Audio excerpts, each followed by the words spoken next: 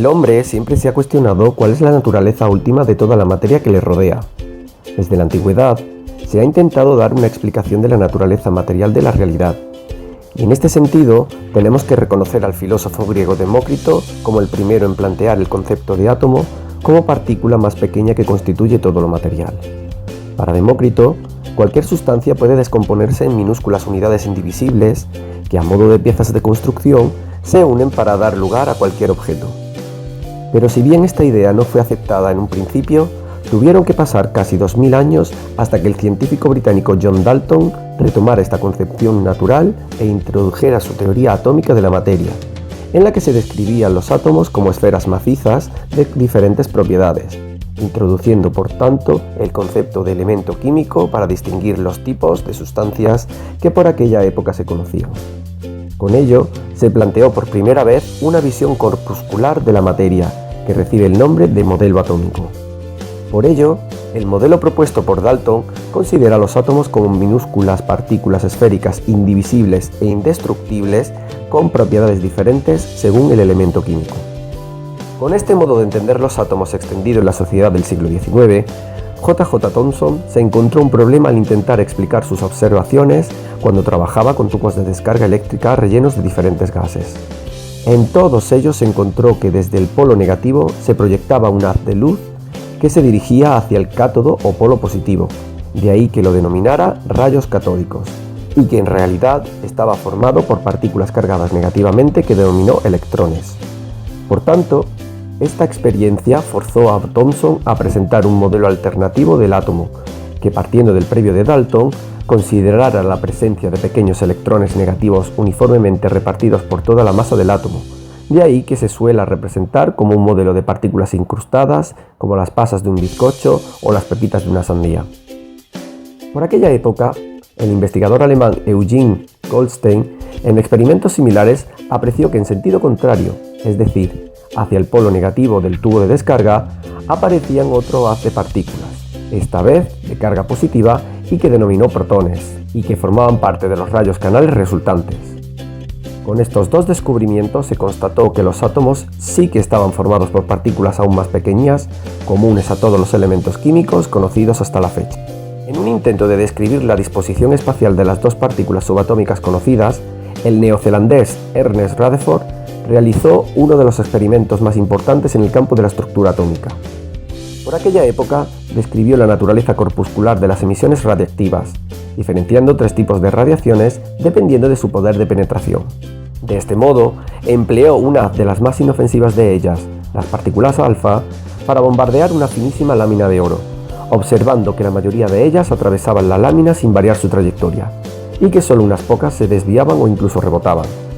Según su razonamiento, el modelo de Thomson debía predecir la imposibilidad de atravesar la lámina por parte de las partículas radiactivas, a no ser que estuviera equivocado y en realidad el mayor espacio ocupado por los átomos estuviera hueco. Esta idea la plasmó en un nuevo modelo atómico, que a modo de sistema planetario consideraba la presencia de los protones concentrados en un pequeño núcleo central rodeado por una enorme corteza electrónica hueca en la que giran las pequeñas partículas cargadas negativamente. Pero este modelo tuvo que ser ligeramente modificado sin variar su esencia debido al descubrimiento fortuito de una tercera partícula subatómica, el neutrón, por parte del inglés James Chadwick. El retraso en su descubrimiento se debió a que esta nueva partícula no presentaba carga eléctrica, de ahí su nombre, y por ello tuvieran que desarrollarse otras experiencias que la pusieran en evidencia.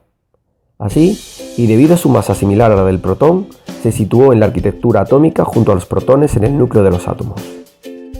Pero faltaba un último experimento que con los años quedó sin explicación con este modelo atómico. El registro de las emisiones luminosas que Niels Bohr realizó al hacer arder diferentes elementos químicos proporcionó una serie de líneas discretas de diferente color conocidas como espectros atómicos,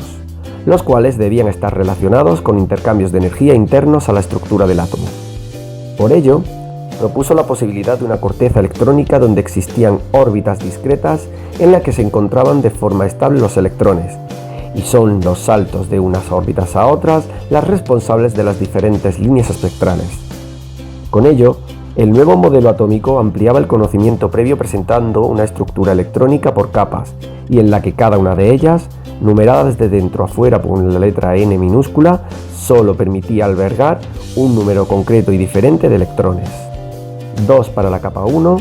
8 para la capa 2, 18 para la capa 3 y 32 para la capa 4. Números que coinciden, como podemos comprobar, con la agrupación de la tabla periódica en bloques. Por tanto, por todo lo anterior, debemos tener presente que la imagen que se ha tenido del átomo a lo largo de la historia ha cambiado mucho desde el primer modelo atómico de Dalton de esferas macizas, mejorado por Thomson para explicar la presencia de electrones dispersos, o incluso cambiado completamente cuando Rutherford primero y Bohr después consideraron un núcleo central rodeado de electrones, pero con la diferencia de que este último los sitúa exactamente en el espacio.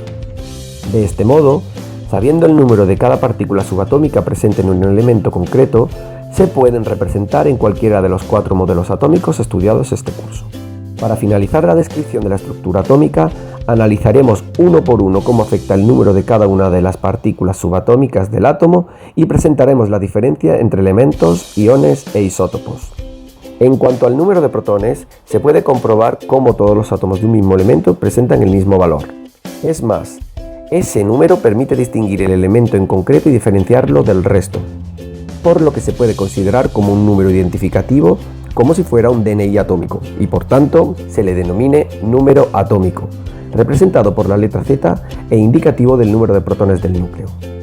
Este valor se encuentra anotado en la tabla periódica para cada elemento, pero si observamos su distribución, se puede comprobar que aumenta progresivamente de izquierda a derecha y de arriba a abajo, lo cual permite conocerlo sin más que contar la posición concreta del elemento en la tabla periódica. Por otro lado, cuando se toman todos los átomos de un elemento concreto y se compara el número de electrones con el de protones en el núcleo, se encuentran casos en los que ambas cantidades coinciden, pero en otras ocasiones existe una descompensación entre estos dos tipos de partículas cargadas, bien a favor de los protones o de los electrones. Y es esta descompensación la que hace que los átomos presenten carga eléctrica total, de forma que se habla de átomos neutros en el caso en el que el número de protones y electrones coincida, cationes cuando exista más protones que electrones y aniones en caso contrario. Todos los átomos cargados se denominan en general iones y tienen una carga eléctrica Q igual a la diferencia entre el número de protones y electrones. Por último, cuando se centra la atención en el número de neutrones de un conjunto de átomos de un elemento determinado, se advierte que su valor puede ser diferente de unos a otros. Así, a pesar de tener todos el mismo número de protones, y con ello ser el mismo elemento químico y tener el mismo valor de Z, difieren en el número de neutrones. De ahí que esta relación se designe con un nuevo término, isótopo. Por tanto, cuando se comparan dos átomos se dice que son isótopos de un mismo elemento si tienen el mismo número de protones pero diferente número de neutrones. Puesto que ambas partículas son las responsables de la masa de un átomo, a la suma de protones y neutrones se le conoce como número másico A. De este modo, disponiendo del número A y Z, así como de la carga eléctrica del átomo en cuestión, podemos conocer la cantidad de cada partícula subatómica. Por ello, suele representarse de forma simplificada estos valores con el símbolo del elemento y 3 números situados en posiciones concretas pero identificativas de cada uno de estos 3 parámetros atómicos. A modo de resumen, debemos considerar que cualquier átomo de todos los elementos conocidos está formado por 3 partículas subatómicas en diferente proporción y que su disposición espacial ha cambiado a lo largo de la historia en los llamados modelos atómicos, que diferentes científicos han planteado de forma sucesiva. La comparación del número de protones, electrones y neutrones a través del número atómico, la carga eléctrica y el número másico permiten conocer exactamente la constitución atómica y, si es necesario, representar gráficamente su estructura según el modelo atómico que nos interese en cada caso.